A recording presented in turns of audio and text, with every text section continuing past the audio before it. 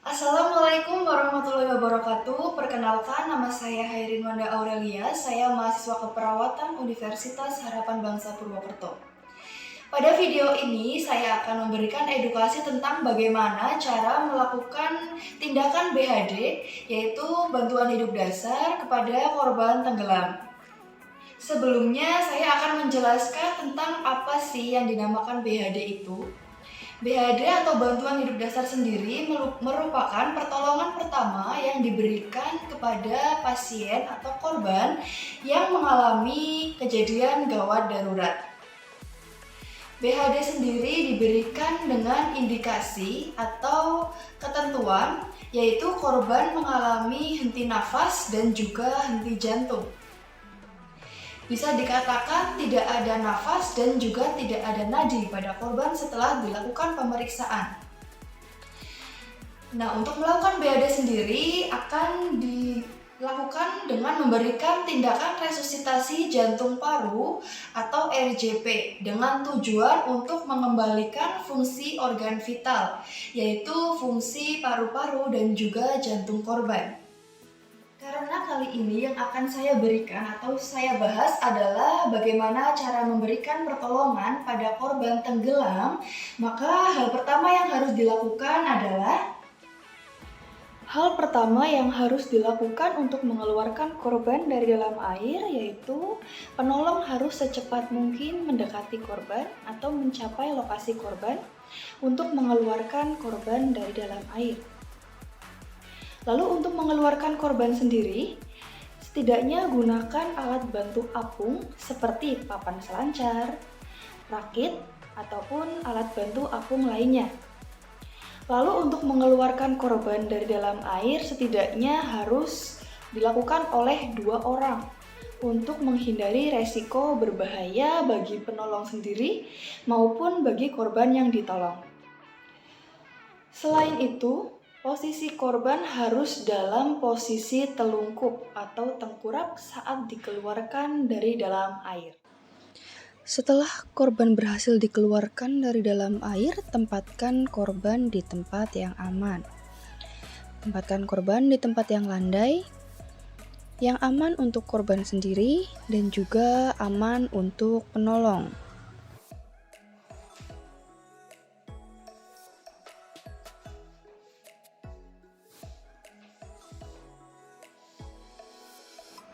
Setelah menempatkan korban di tempat yang aman, hal selanjutnya yang harus dilakukan yaitu mengecek respon korban dengan cara menepuk pundak korban dan memanggil dengan rangsangan suara, seperti contohnya, "Pak, Pak," atau "Bu, Bu." Lalu apabila tidak ada respon, yang selanjutnya dilakukan yaitu memberikan rangsangan nyeri dengan cara menekan kuku korban. Jika tidak ada respon dari korban, panggil bantuan segera. Setelah memanggil bantuan, lakukan pengecekan nadi dan nafas korban dengan cara lihat, dengar, dan rasakan. Caranya dengan menempelkan jari di 2 cm dekat tenggorokan korban, lalu mendekatkan telinga kita di dekat atau di depan hidung korban untuk merasakan apakah ada hembusan nafas atau tidak. Sambil melihat pergerakan dada korban apakah naik turun atau tidak. Pengecekan ini dilakukan tidak lebih dari 10 detik. Jika ada nafas, maka korban boleh langsung diberikan recovery position atau posisi pemulihan dengan cara memiringkan korban ke sisi kanan.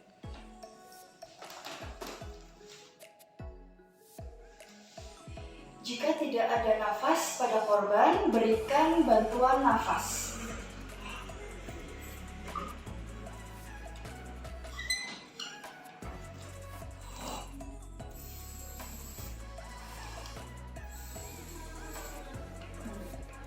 Jika setelah dilakukan pemeriksaan nadi dan nafas tidak didapatkan nadi dan nafas, maka dilakukan RJP atau resusitasi jantung paru pada korban tenggelam.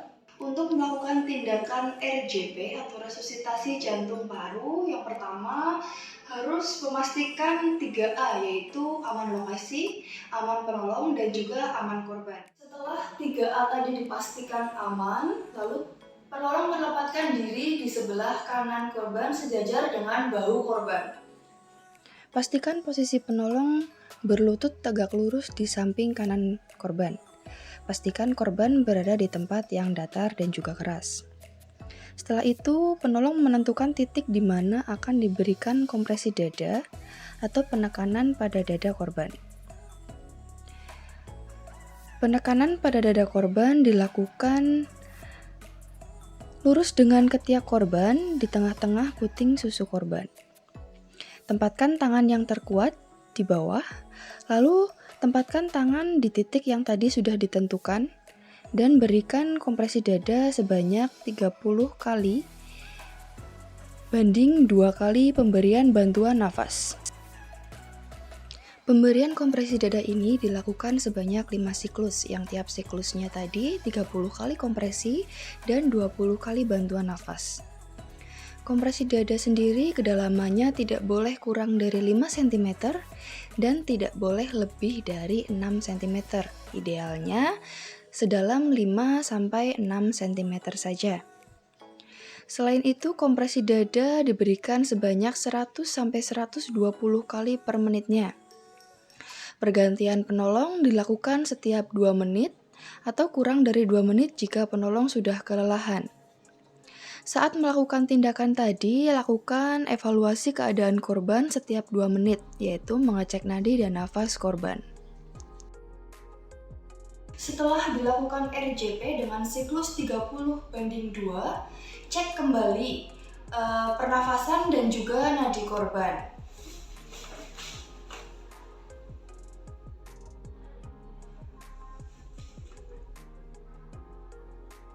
Jika setelah dilakukan RJP, didapatkan atau merasakan adanya nadi dan nafas korban sudah kembali, maka berikan posisi pemulihan kepada korban. Cara memberikan recovery position yaitu korban dihadapkan atau dimiringkan ke sebelah kanan. Recovery position atau posisi pemulihan sendiri bertujuan untuk menghindarkan korban tenggelam dari tersedak. RJP atau BHD dihentikan apabila yang pertama, penolong sudah melakukan bantuan secara maksimal dan sudah mengalami kelelahan, ataupun petugas medis sudah datang ke tempat kejadian. Yang kedua, tidak ada respon dari korban setelah diberikan bantuan selama 20 menit. Yang ketiga, adanya tanda-tanda kematian pasti seperti yang pertama kebiruan, kekakuan, dan juga bau busuk. Terutama jika terdapat cedera yang parah seperti terputusnya kepala.